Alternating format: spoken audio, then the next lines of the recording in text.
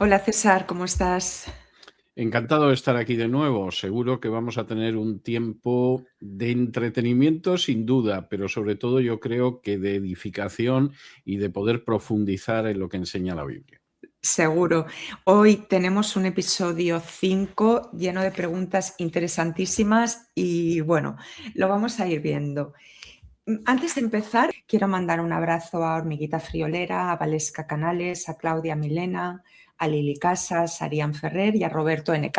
Los iremos nombrando. Siempre tienen comentarios muy positivos y siempre están apoyando el canal y les enviamos un abrazo enorme desde aquí. Si te parece, vamos con la primera pregunta. Nos Vamos la allá. hace Antonio Costa de Cañada, que también es un asiduo del Gibor y al que le mandamos un abrazo, y dice: saludos desde España. A mí me gustaría saber la opinión del doctor César Vidal sobre los supuestos milagros eucarísticos de la Iglesia Católica Romana. Hay varios fieles de dicha denominación que dicen que se han encontrado células cardíacas en el pan consagrado de la misa. Gracias y que Dios les bendiga. Pues un abrazo para ti, Antonio. Y vamos allá. Y vamos Bueno, allá. bueno, voy a intentar responder de una manera que no se pueda interpretar como ofensiva, pero evidentemente lo que comentaba este televidente es un caso más de los muchísimos de superchería que se producen en supuestos milagros católicos. Vamos a ir un poco por partes. ¿Qué es esto de que de pronto en una hostia consagrada supuestamente se hayan encontrado células cardíacas?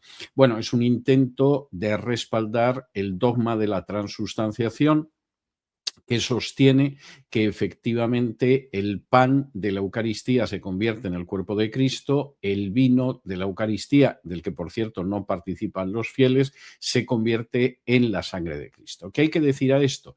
Bueno, hay que decir muchas cosas, y hay que decir muchas cosas, primero porque en términos históricos y bíblicos es muy claro cuál ha sido la evolución hasta llegar ahí, y segundo porque es cierto que para muchos católicos ese dogma es tremendamente importante. Primera cuestión, es un dogma muy tardío, es un dogma de inicios del siglo XIII.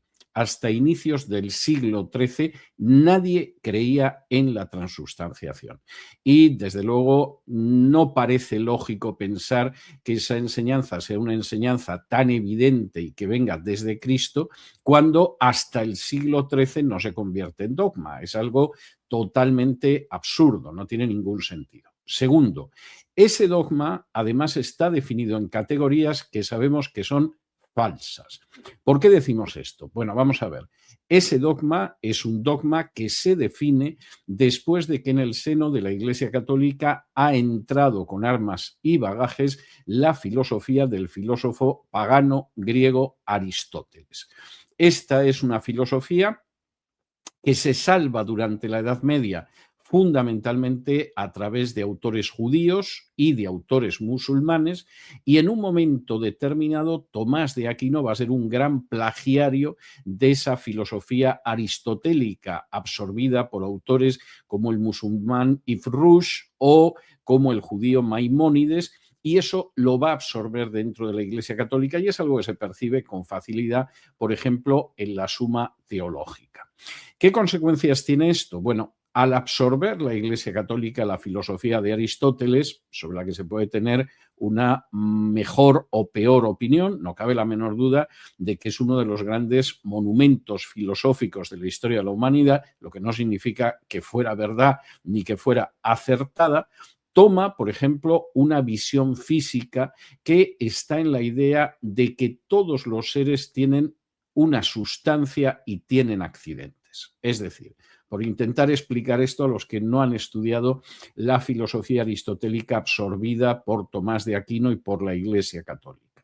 Si tomamos un trozo de pan, ese pan tendría una sustancia de pan y sobre esa sustancia hay una serie de accidentes, es decir, de características como puede ser el sabor, el olor, el color del pan. Si tomamos el vino tendría una sustancia de vino y sobre esa sustancia habría una serie de accidentes que serían el sabor, el color, el olor del vino.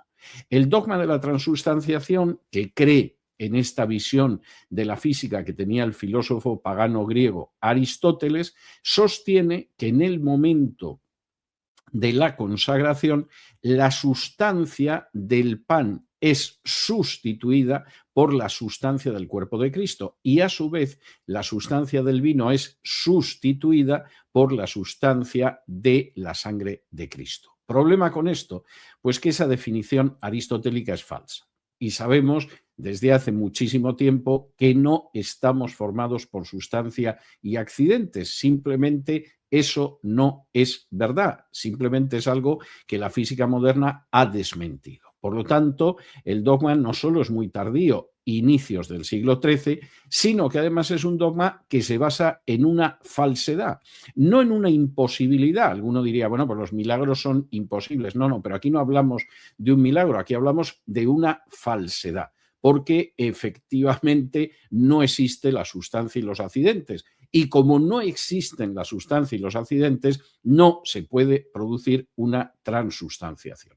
Así de claro, es decir, es un dogma basado en una mentira, en una falsedad que en el siglo XIII se desconocía, porque en el siglo XIII se había aceptado a pies juntillas la filosofía de Aristóteles y claro, en el momento en el que sabemos que eso no es cierto, pues el dogma queda expuesto como lo que es una falsedad tardía de la Edad Media que no tiene ninguna conexión con la Biblia, lo cual es tremendamente importante. Ahora bien, para intentar mantener ese dogma que se basa en una premisa radicalmente falsa y en una definición totalmente tomada de la filosofía pagana, sin ningún anclaje con lo que aparece en la Biblia, se recurre a la superchería, al milagro falso, a determinadas historias que se suelen llamar historias piadosas, aunque algunos las llaman directamente fraudes píos, es decir, fraudes piadosos.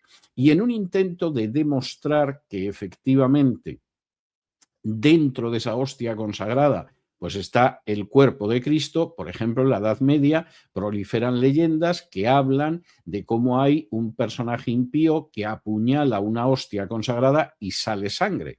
No debería salir sangre, en todo caso debería salir carne, si uno cree en el dogma de la transustanciación, pero el caso es que es una de esas supercherías, de esas supersticiones que salen adelante.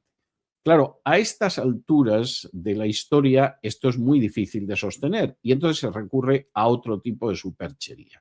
Y entonces se supone que nos encontraríamos dentro de la hostia con células del corazón o células humanas que implicarían que efectivamente se ha transformado de hecho, se ha producido la transustanciación con el cuerpo de Cristo. Esto es ridículo, por supuesto es una falsedad y es uno de tantos intentos a lo largo de la historia de sostener dogmas que no tienen ninguna base bíblica, pues en la mentira, en el embuste y sobre todo en la credulidad de la gente. No hay al respecto otra cosa, pero hay que reconocer que en términos históricos este tipo de falsedades, de mentiras, de supercherías, de supersticiones han tenido éxito. Yo todavía he conocido a finales del siglo XX, a un paso del siglo XXI, cómo hay alguna basílica en España donde sostienen que una imagen del Cristo pues tiene un pelo que le sigue creciendo al Cristo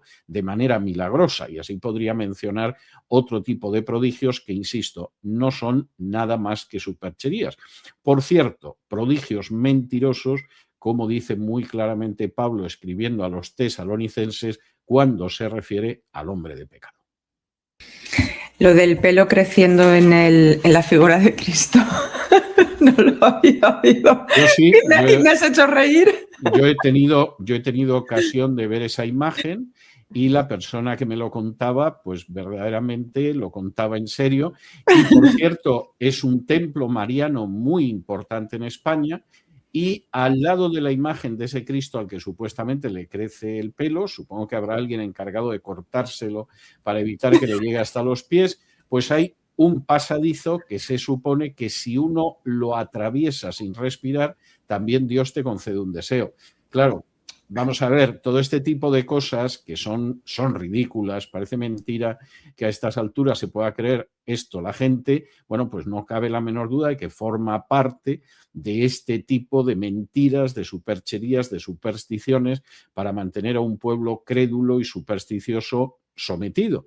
Cuando en un momento determinado tú le dices a un sacerdote, le dices a un obispo, pero hombre, ¿cómo pueden ustedes tolerar esto? O sea, si es que esto es una vergüenza, generalmente te dicen, bueno, pero no es un dogma, ¿no? Tampoco nos afecta tanto. Hombre, sí afecta mucho. Que ustedes consientan y propalen este tipo de embustes para mantener entretenida espiritualmente a la gente es algo absolutamente vergonzoso e inaceptable. Totalmente, sí. Voy a aprovechar una pregunta que la tenía para formularla después, pero ya que has hablado de todas estas apariciones de la Virgen y demás y todos estos milagros que suceden y pelos que nacen de los Cristos, pues la voy a formular ahora. Es de Nick Bond, al que voy a aprovechar para decirle que vamos a ir formulando poco a poco sus preguntas. Le enviamos un saludo porque también es muy fiel al Gibor, pero nos escribió una batería de preguntas que estaríamos 2 programas solo con él, así que nuestro amigo Nick seguro que entiende que vayamos formulando sus preguntas pues poco a poco. Nos pregunta Nick Bond.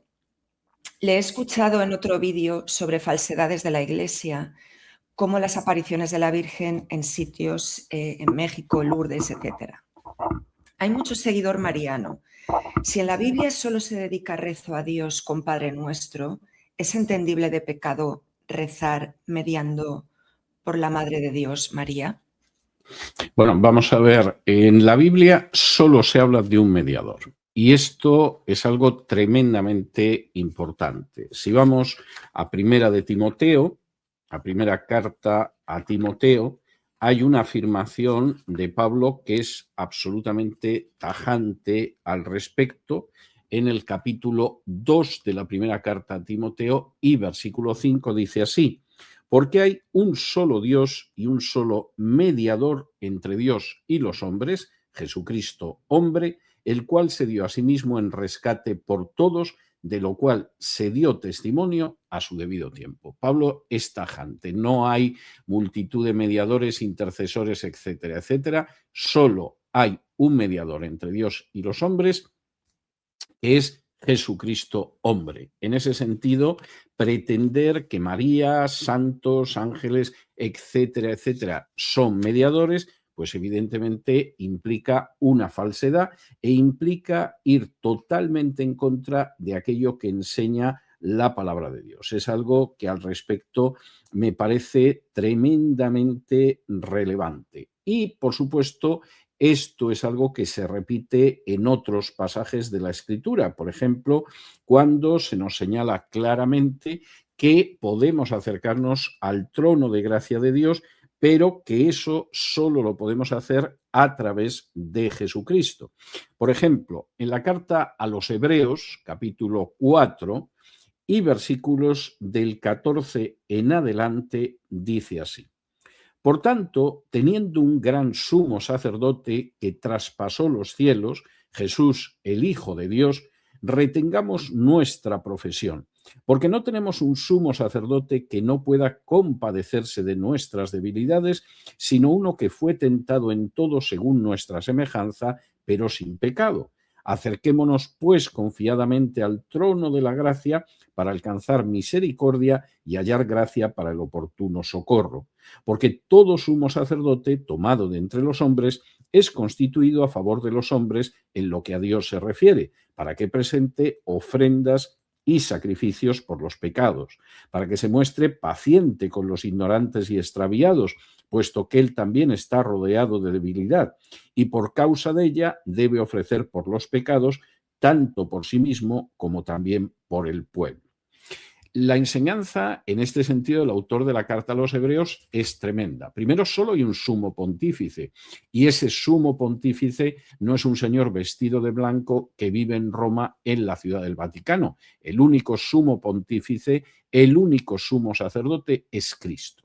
Y Cristo, por supuesto, no comparte esa condición de sumo sacerdote con nadie. Y si alguien pretende que es el sumo pontífice, el sumo sacerdote, es un impostor, es un anticristo, porque se coloca en lugar de Cristo, que es el único sumo sacerdote, sumo pontífice. Segundo, el trono de gracia al que nos acercamos es un trono al que podemos acercarnos precisamente porque ese sumo sacerdote es Cristo, no porque la madre de Cristo le pide por nosotros. Y por supuesto ese argumento de que no nos dirigimos a Dios a través de Cristo, o si queremos llegar a Cristo lo hacemos a través de María o de los santos, es un argumento especioso pero radicalmente falso y que niega una verdad que está claramente establecida en la Biblia, y es el hecho de que efectivamente no se puede llegar a Dios por otro mediador nada más que Cristo,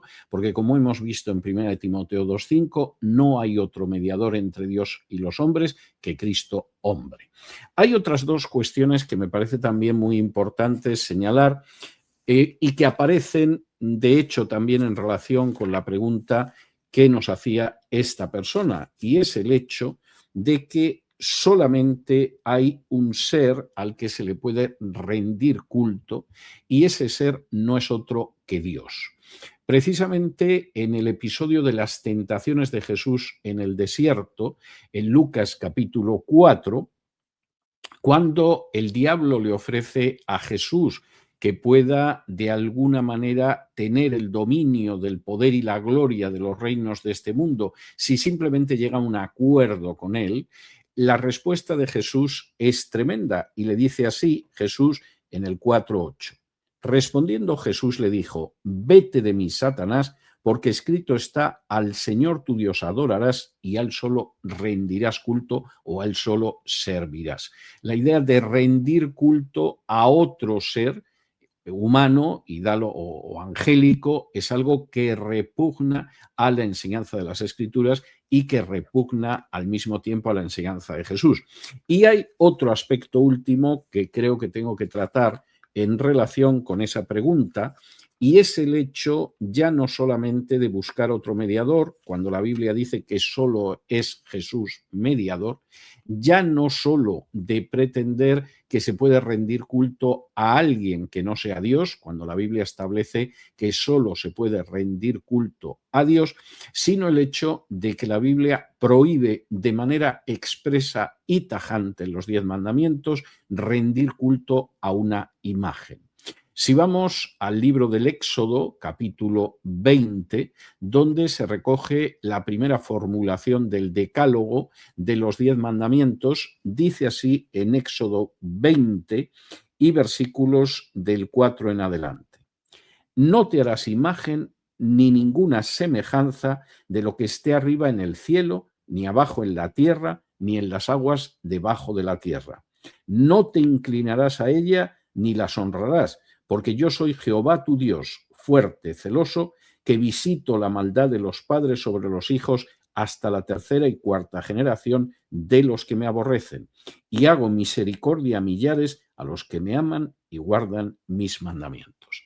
El texto es terminante. No se puede hacer imágenes y rendirles culto, sin ninguna excepción.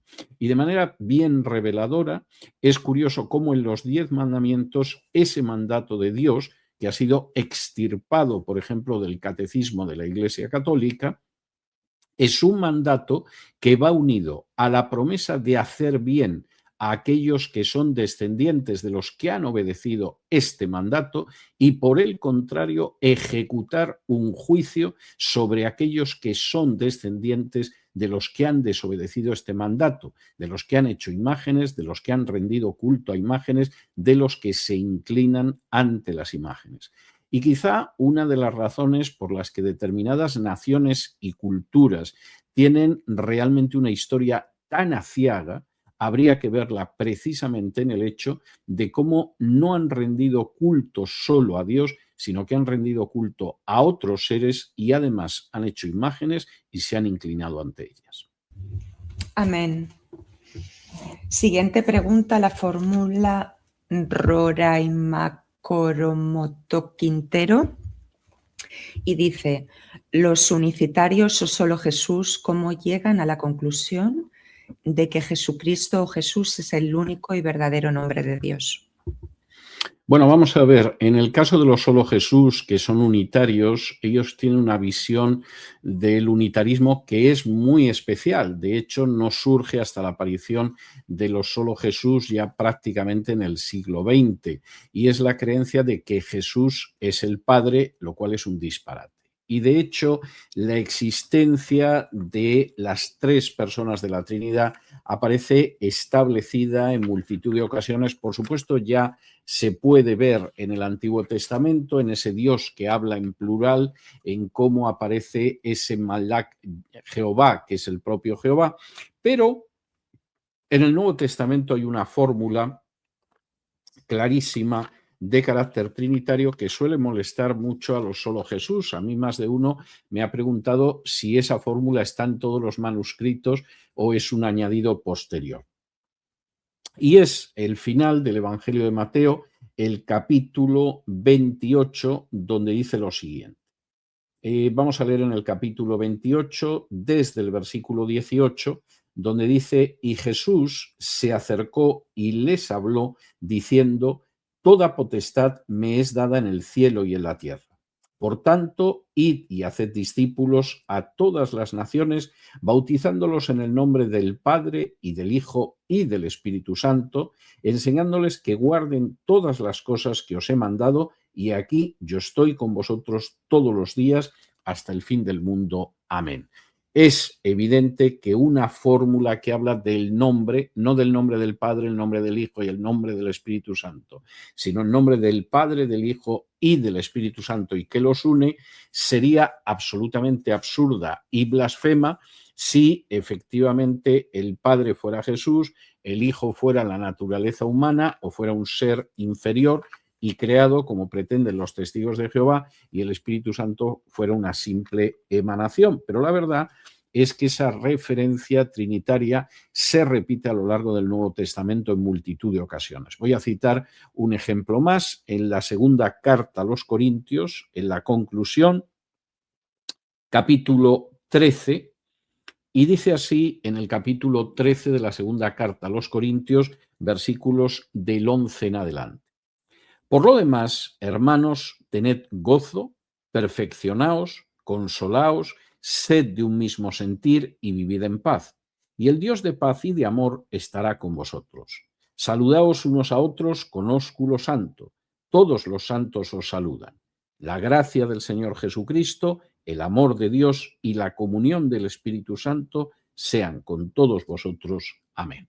Es decir, las fórmulas trinitarias donde se habla de Dios Padre, el Señor Jesucristo y el Espíritu Santo aparecen en multitud de pasajes del Nuevo Testamento y marcan esa visión absolutamente trinitaria que ya en el Antiguo Testamento se contempla cuando se habla de una pluralidad dentro de la única divinidad. Gracias, César. La siguiente pregunta la formula Luis Panea Bonafe y nos dice: buenas noches, antes de nada quiero felicitarles por un programa maravilloso que sin duda complementa a la perfección las enseñanzas impartidas desde el canal de la Iglesia Bellevue. Vengo de una familia católica, pero desde hace unos años escucho las conferencias y predicaciones de don César, lo que primero me condujo a la lectura de la Biblia y como consecuencia directa de ello a un mejor conocimiento de la palabra.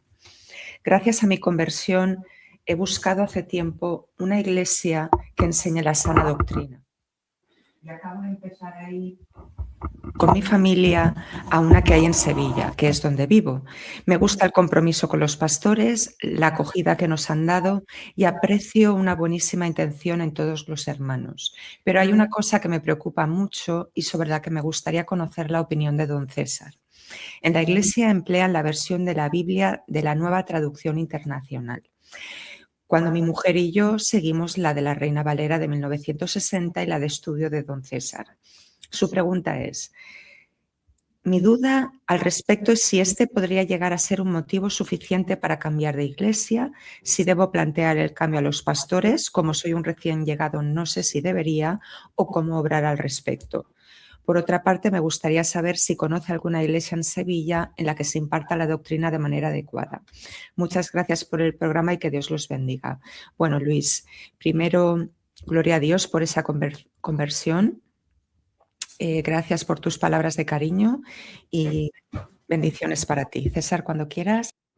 Bueno, vamos a ver, es una pregunta que plantea sobre todo una cuestión personal y pastoral que es delicada y que hay que abordar con sabiduría. Vamos a ir por partes intentando ver todos los ángulos de esta situación.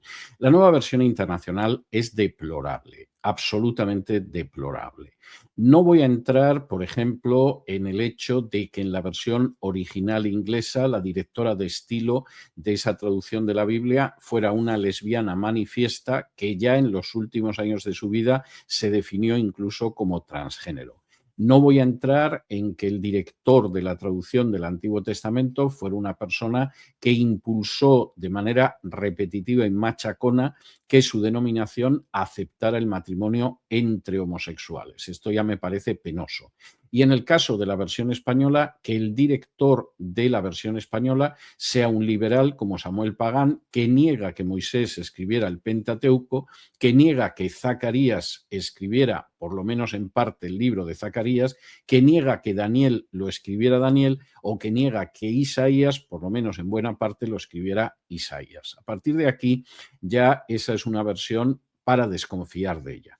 Para terminar de complicar esa situación, y esto he dado distintas exposiciones al respecto, la nueva versión internacional utiliza como base para la traducción del Nuevo Testamento no el texto mayoritario, que es el del 98% de los manuscritos del Nuevo Testamento, sino fundamentalmente el texto de Nestlé, que no es otra cosa que el Westcott y Hort, dos ocultistas ingleses que decidieron que iban de una manera bastante clara a sustituir el texto mayoritario para las traducciones del griego del Nuevo Testamento por un texto totalmente alterado y mutilado que ellos basaron sobre todo en el sinaítico y el alejandrino, dos manuscritos tardíos y corruptos, y que además sostenían sus puntos de vista totalmente heréticos, como negar la resurrección de Cristo, la divinidad de Cristo o la doctrina de la expiación, entre muchos otros. En ese sentido, yo creo que es una traducción en términos generales nada recomendable. Primera cuestión. Segunda cuestión. Es muy posible, esto efectivamente se da a menudo, que las personas que enseñan en esa iglesia desconozcan todo el trasfondo de la nueva versión internacional, sobre todo del Nuevo Testamento griego que se ha utilizado para esa nueva versión internacional, y que consideren, por el contrario, pues que es una versión de la Biblia que se entiende con más facilidad, por ejemplo, que la Reina Valera de 1960. Es gente en ese sentido, yo creo que de buena fe, que piensa que es un texto más asequible para la gente y que al carecer del conocimiento histórico y del conocimiento lingüístico para poder abordar el tema, se equivocan. Insisto, seguramente con la mejor buena fe del mundo y pensando que hacen un favor a la gente que asiste a la iglesia. Tercer aspecto.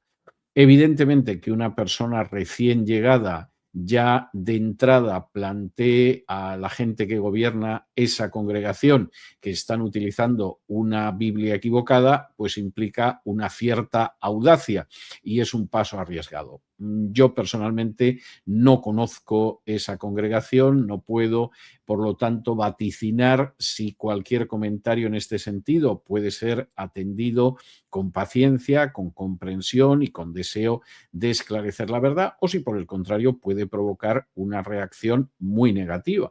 Quizá una salida sería esperar un poco más, a ser más conocido, a no ser etiquetado como alguien que lo que quiere es crear conflictos y divisiones, y entonces plantear efectivamente la situación, pasarles materiales donde puedan ver la realidad de esa nueva versión internacional. Posiblemente esto sería lo más prudente, pero insisto, yo desconozco las personas que están a cargo de esa congregación, desconozco la congregación y por lo tanto no puedo pontificar ni dogmatizar en cuanto a la conducta que sería mejor ahora mismo.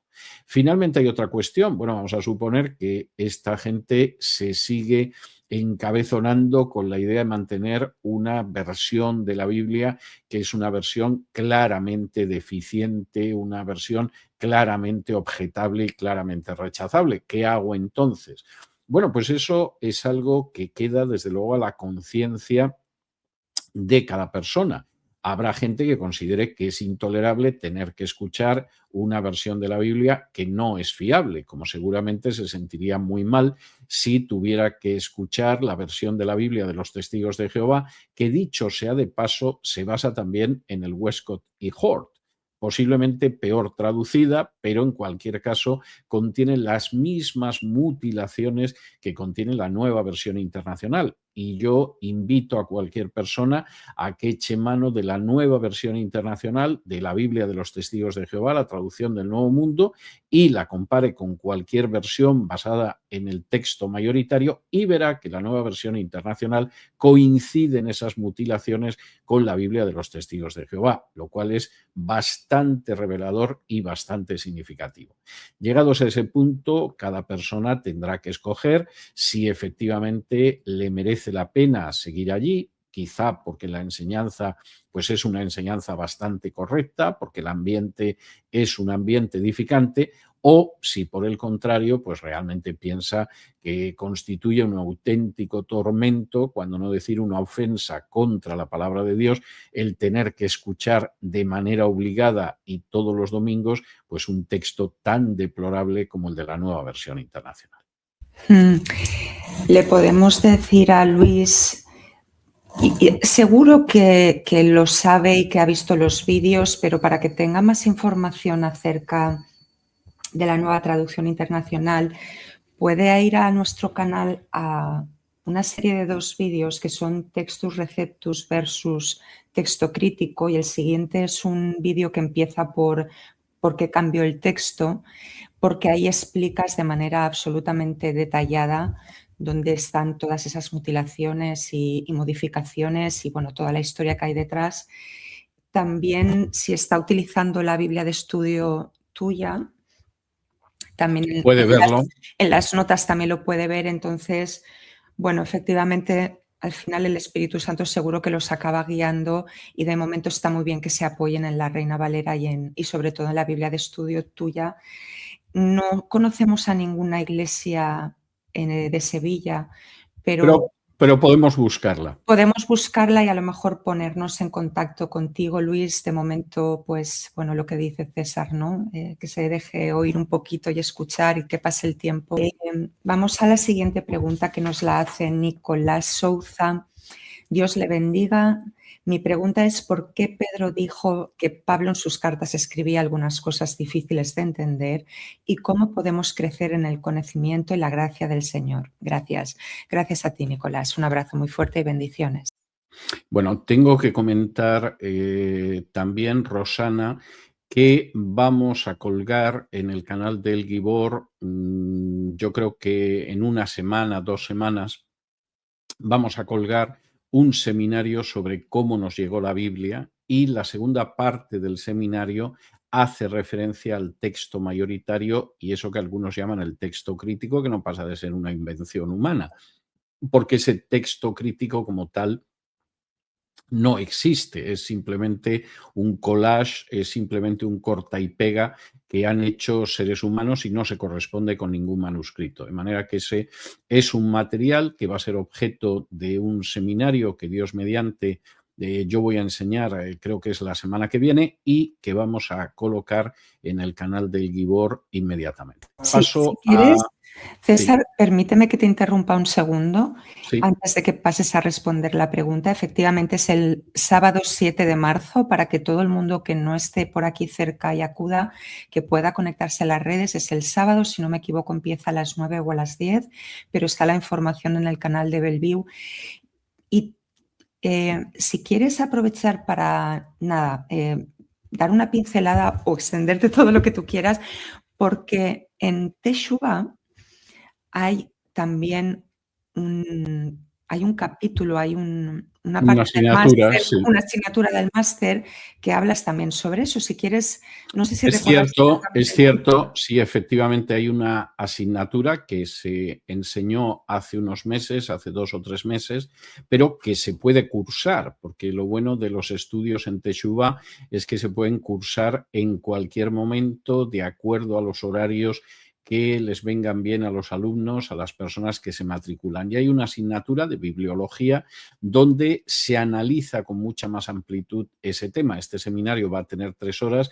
La asignatura, si yo no recuerdo mal, me parece que fueron una docena de horas, unas 12 horas, quizá algo más, y efectivamente este tema se trata todavía con más profundidad. De manera que o bien en el material, en 2 vídeos que ya está colgado en el Gibor, o bien en ese seminario que tendrá lugar el 7 de marzo, Dios mediante, y que durará unas 3 horas aproximadamente, o bien en esa asignatura de bibliología de Teshuvá, que son unas 12 horas, se puede analizar este tema, yo creo que con bastante profundidad. Y paso a responder la pregunta, ¿por qué Pedro dice que en las cartas de Pablo hay algunos textos difíciles de entender que son torcidos por aquellas personas que son enemigas de la Es fe? que Efectivamente lo dice porque es verdad. Es decir, primero, cuando Pedro escribe esto, que es a inicios de los años 60, las cartas de Pablo ya estaban reunidas, es bastante importante, posiblemente estaban todas reunidas, menos las cartas pastorales, es decir, las 2 cartas a Timoteo y la carta a Tito, que todavía no se habían escrito, no se había iniciado todavía la persecución de Nerón contra los primeros cristianos, y por eso están separadas del resto de las cartas de Pablo, aparecen detrás de todas las otras cartas de Pablo, en vez de ir ordenadas por longitud, como pasa con todas las cartas de Pablo. Y efectivamente, claro que en las cartas de Pablo hay algunos pasajes que son difíciles, y esos pasajes difíciles pues son torcidos por gente que efectivamente quiere extraviar a los demás. No es algo que sea solo típico de Pablo, pero no cabe la menor duda de que esas cartas que ya circulaban de Pablo, Pedro advierte en el sentido de que hay gente que las tuerce, y al mismo tiempo está dejando de manifiesto cómo esas cartas eran consideradas como inspiradas. muy bien, vamos a la siguiente pregunta, César, delicada. La fórmula JUA 3141 y dice: buenas, ¿cómo afrontar embarazos provenientes de situaciones traumáticas, abusos, incestos, etcétera? Gracias. Gracias a ti, Juan, por la pregunta y bendiciones. Bueno, yo creo que solamente se pueden afrontar de una manera. Primero, ayudando a la madre, porque si efectivamente la madre viene de una situación traumática, es una persona que merece todo tipo de apoyo, todo tipo de respaldo, todo tipo de ayuda, y tiene que ser una ayuda compasiva y misericordiosa. Y en segundo lugar, preservando esa vida. Es decir, aquellos que piensan que los embarazos traumáticos se superan mediante el aborto, entre otras cosas, no se percatan de hasta qué punto al trauma inicial que ha podido derivar en un embarazo se le suma otro trauma posterior, que es el trauma del aborto, que algunas mujeres arrastran a lo largo de su vida. Yo he conocido bastantes mujeres que han abortado, y han abortado por distintas razones, con un trauma o sin un trauma. En la inmensa mayoría de los casos, sin ningún tipo de trauma, simplemente como consecuencia de un embarazo que se derivó de mantener relaciones sexuales con una pareja más o menos esporádica, más o menos firme en cuanto a su compromiso, pero que en cualquier caso decidieron abortar. No me he encontrado un solo caso, ni un solo caso, en que esa mujer no haya sufrido el trauma del aborto y lo siga arrastrando.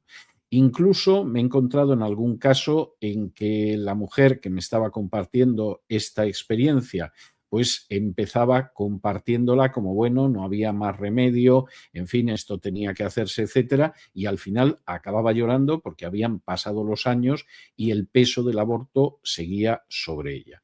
Pensar que un drama se puede arreglar acabando con una vida inocente y pensar que además practicarse un aborto pues es igual que quitarse un grano o inyectarse botox en la frente o quitarse una verruga es algo que es falso. Se puede vender así y hay gente que lo hace. Por supuesto, habrá personas que querrán minimizar ese impacto. Pero si realmente lo que estamos intentando es abordar la situación dentro de todo el dramatismo que tiene y dentro de la dificultad y de la problemática que presenta, pasa forzosamente por ayudar a la madre y pasa forzosamente por salvar una vida inocente que no tiene en absoluto culpa de nada que haya podido suceder. Ojalá la respuesta les ayude. Vamos con Filosofía 6544 que nos dice, pues a mí me gustaría consultarle al señor Vidal un problema que tengo. En mi congregación hay una hermana que suele dirigirse a Dios en unos términos que a mi juicio son demasiado cercanos, con expresiones como papito Dios o Diosito, etc. Según ella, Abba se puede traducir como papito, pero yo entiendo que no es así. Y me viene a la mente el incidente de los hijos de Aarón, como en Levítico 10:3, y también como Moisés se quedó fuera de la tierra prometida. Nos pregunta, ¿tengo que afrontar a esta hermana de manera seria o no es para tanto y debo tener más paciencia con ella? Añado, no es una mujer de mal testimonio, sino que intente ser consecuente con su fe. Muchas gracias por su tiempo. Pues muchas gracias a ti, Filosofía, por preguntar y un abrazo muy fuerte. Bueno, aquí hay una cuestión de tipo cultural. Abba podría traducirse por papá. Seguramente sería la traducción más correcta. Incluso yo recuerdo un himno de cuando yo era muy jovencito, de esto hace casi 50 años, que la letra decía Abba, padre, padrecito. Recuerdo que era la traducción de la letra del estribillo. Yo creo que aquí hay una cuestión cultural, fundamentalmente, y hay que comprender esa situación cultural. Por ejemplo, yo conozco gente de iglesias centroamericanas que se dirigen a Dios llamándolo de usted y que cuando escuchan cómo otros nos dirigimos a Dios hablándole de tú, pues realmente sienten casi un cierto resquemor, casi un escalofrío, porque les parece que es demasiado familiar eso de llamar a Dios de tú. En el inglés original, por ejemplo, de la Biblia del Rey Jaime, para dirigirse a Dios se utiliza el tú en vez del usted, el thou, el thy, etcétera, etcétera. Bueno, pues se da la circunstancia de que en inglés ese tú con el que se dirigían a Dios ha desaparecido con el uso y en inglés hoy en día solo existe el you, el usted real, que ya se aplica a Dios. Con lo cual, yo creo que hay mucho de cultural en este sentido. Yo creo que la reverencia a Dios es algo enormemente importante, pero no deberíamos confundirla con aquello a lo que estamos acostumbrados, aquello que nos parece más piadoso, porque efectivamente a veces los pronombres o incluso la manera en que uno se dirige a Dios, pues puede ser desde su trasfondo cultural totalmente correcta, aunque a nosotros nos rechine un poco. Yo he escuchado muchas veces en países de Hispanoamérica, especialmente en algunos, dirigirse a Dios como papito, lo cual es algo que yo no haría nunca, incluso como papito lindo, que es algo que todavía se me ocurriría menos, pero creo que no hay mala intención en ello, no creo tampoco que haya una falta de reverencia, sino simplemente una manera distinta, por razones culturales, de dirigirse a Dios, que en última instancia recordemos que es Padre. Jesús además dice que somos sus amigos y por lo tanto la cercanía, mientras sea respetuosa, siempre es una cercanía aceptable. Muy bien, esperemos que la deje tranquila.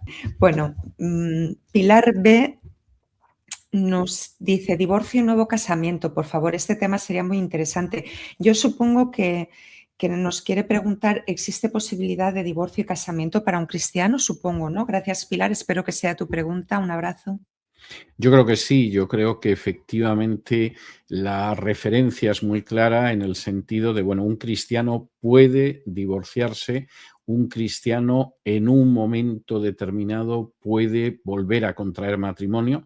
Bueno, de entrada, si se produce el divorcio es porque puede contraerse nuevo matrimonio. Si no, no estaríamos hablando del divorcio, porque el divorcio, por definición, es la disolución de una relación matrimonial. Y esto es bastante importante. Yo creo que este es un tema en el que, como yo he señalado en algunas ocasiones, lamentablemente hay gente que ha salido de la Iglesia Católica, pero la Iglesia Católica no ha salido de ellos.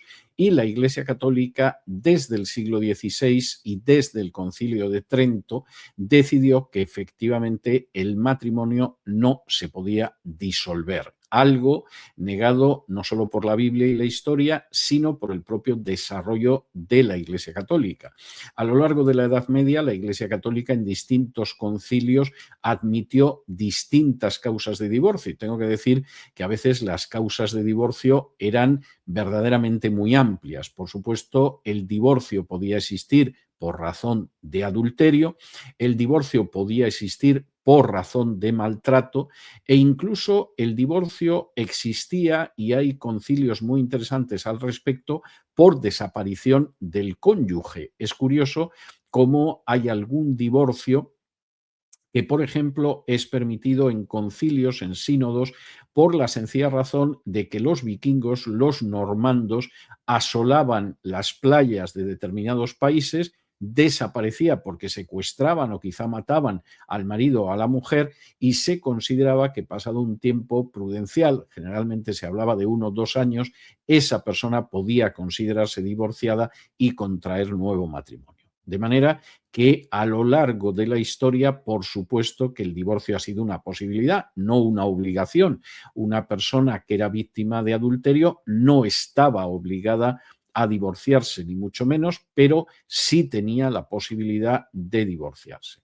Esa visión, por supuesto, se ha mantenido históricamente dentro del protestantismo, pero se ha mantenido en las iglesias ortodoxas también, que aunque coinciden en muchos aspectos con la Iglesia Católica, sin embargo, no están sometidas al papado, no reconocen ni mucho menos la supremacía del obispo de Roma, y en ese sentido, históricamente no han dejado de admitir el divorcio. Insisto, sobre todo por razones que son razones sólidas, no son mero capricho, no son algo ni mucho menos que arranca de deseos de la carne, sino de situaciones de gravedad. Desde luego en la Biblia se menciona en ocasiones ese divorcio. Cualquiera que vaya a Mateo 5:32 o a Mateo 19:9 se encuentra con el hecho de que efectivamente una persona que sufre adulterio puede perfectamente divorciarse, lo que implica volver a casarse. Nos lo volvemos a encontrar en Primera de Corintios, donde Pablo habla de cómo si una persona ha contraído matrimonio con un no creyente y ese no creyente realmente lo somete a una vida que no es una vida digna, esa persona puede perfectamente también divorciarse de aquella persona que no es creyente. Y en términos generales, la Iglesia primitiva, y esto incluye buena parte de la Edad Media, en que ya no era la Iglesia primitiva, solía aplicar la normativa que aparece en la Torá de que cuando no se cumplen las obligaciones del matrimonio es lícito ese divorcio y un nuevo matrimonio. Es lícito en el caso de adulterio, es lícito en el caso de que una persona no atienda a las necesidades de su cónyuge, por ejemplo, en el caso del marido no atienda a las necesidades de la mujer, de los hijos, y es lícito cuando no se atiende a las relaciones conyugales. Y en este sentido, por supuesto, hay toda una experiencia histórica que viene desde el siglo I y que luego retoma la Reforma, de cómo una persona que se niega a mantener relaciones sexuales con su esposa o con su marido es una persona que abre la puerta del divorcio a su cónyuge. Por supuesto, insisto en el hecho de que el divorcio primero es una desgracia, porque implica que un matrimonio que tenía que haber durado para siempre, sin embargo, es un matrimonio que ha naufragado y en ese sentido es muy doloroso. Pero, en segundo lugar, claro que hay vía para el divorcio de un cristiano, la Biblia lo señala al respecto, no es obligado, una persona podría aceptar el hecho de que, por ejemplo, su esposa no quiera mantener relaciones sexuales con él, de que su esposo se niegue a sostenerla a ella y a los hijos, o un hombre o una mujer podrían aceptar perfectamente ser víctimas de adulterio y no querer ese divorcio y pretender mantener el matrimonio. Esto es algo que es totalmente lícito, es una decisión de cada persona en conciencia delante de Dios.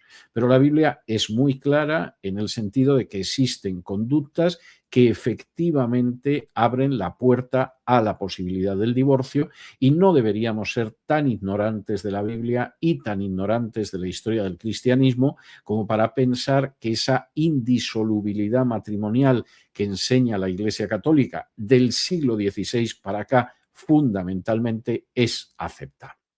Es verdad, y con esto voy a concluir, que en muchos casos la Iglesia Católica ha considerado que esa facilidad para el divorcio no debía ser tan fácil en otros. Por ejemplo, el Vaticano no tuvo ningún problema en consentir el divorcio del rey de Francia, que era poderosísimo, y apenas unos años después negar el divorcio al rey de Inglaterra, Enrique VIII, por la sencilla razón de que Enrique VIII estaba casado con la tía del rey de España y emperador de Alemania, Carlos I de España y V de Alemania, lo que acabó derivando en la separación de Inglaterra de la obediencia a la Iglesia Católica. Y años después, no en ese momento, pero años después, acabó llevando a Inglaterra al terreno de la reforma.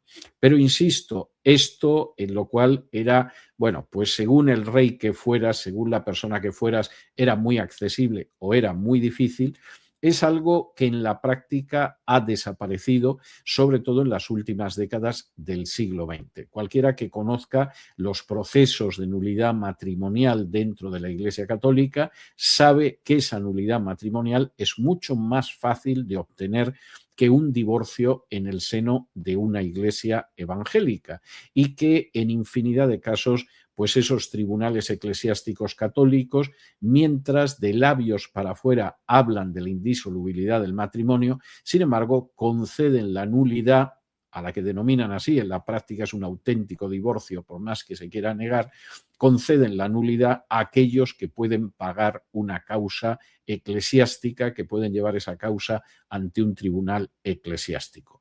Repásense los cantantes, las artistas, los políticos, los multimillonarios que consiguen que su matrimonio indisoluble sea anulado por la Iglesia Católica y se verá como lo que yo estoy afirmando, que es mucho más fácil conseguir una nulidad matrimonial dentro de la Iglesia Católica que un divorcio en el seno de una iglesia evangélica, no es una exageración ni mucho menos, sino que es la realidad. El santo dinero. César, vamos a terminar. Te formulo la última pregunta, que no es una pregunta, pero yo creo que la podemos de alguna manera formularla como tal. Valesca nos dice: acabo de averiguar qué es un gibor, pero qué nombre más fascinante le pusieron al canal. Y yo he pensado, pero qué mejor ocasión para poder explicar a la gente de dónde surge el gibor y que nos des una clase de historia.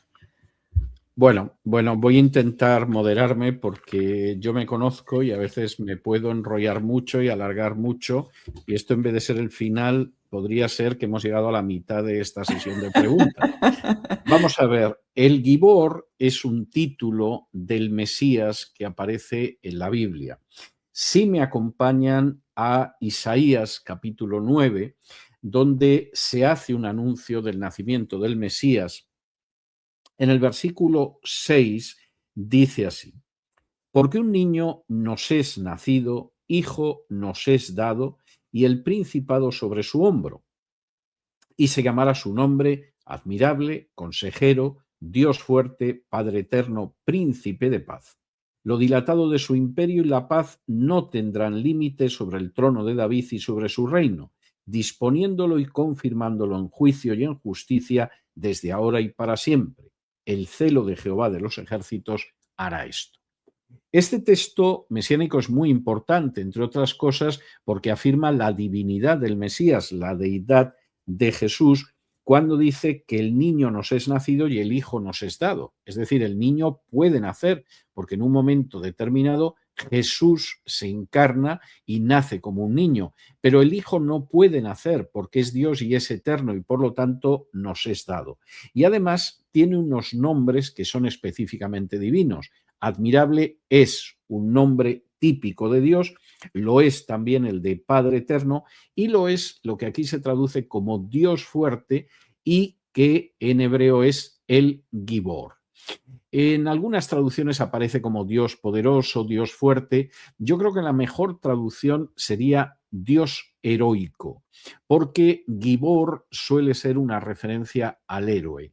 Y realmente, si uno habla de la encarnación, uno habla de cómo Dios se vació a sí mismo, como dice Filipenses 2:5, y se encarnó y se convirtió en siervo, y como siervo acabó muriendo la muerte de esclavo en una cruz. Uno tiene que reconocer que ahí hay un enorme heroísmo, que Dios es, además de muchas otras cosas, un Dios heroico, el Gibor. Insisto, mejor traducción que Dios fuerte o que Dios poderoso, como a veces aparece en otras versiones de la Biblia. Y, por cierto, la elección del Gibor era una elección muy clara, muy importante, porque nos permitía conectar con ese mensaje de la deidad de Cristo, un Cristo que no suele presentarse como un héroe, pero que ciertamente fue heroico en su muerte en la cruz, y un Cristo que ha venido a redimirnos y cuyo mensaje desde el Gibor pretendemos difundir y cuya vida también desde el Gibor queremos seguir a imitar. Amén. Qué manera tan bonita de terminar nuestro quinto episodio, César. Quiero agradecerte y quiero hacer mías las palabras de decenas, cientos en realidad, de personas, de amigos del Gibor, que tienen palabras de agradecimiento de lo importantes que son, bueno, conferencias, predicaciones, y cuánto les ayuda tu Biblia de estudio y seguir, pues, todo este tipo de material. Gracias porque no pones pega a ninguna pregunta, estás abierto a responderlo todo y yo te doy las gracias personalmente. Estoy segura que hablo por parte de los espectadores y como podemos ver, aquí respondemos dudas, teología, estamos abiertos para lo que quieran. Animamos a nuestros amigos a que sigan preguntando. Y nosotros nos vemos en el siguiente episodio. César, un abrazo muy fuerte y que Dios te bendiga. Dios mediante, muchísimas gracias, Rosana, y por supuesto decir que para mí ha sido otra vez un honor y un privilegio el poder estar aquí compartiendo con nuestros televidentes y que esperamos que se vuelvan a unir al canal El Gibor para la próxima sesión de preguntas. Hasta entonces, que Dios los bendiga.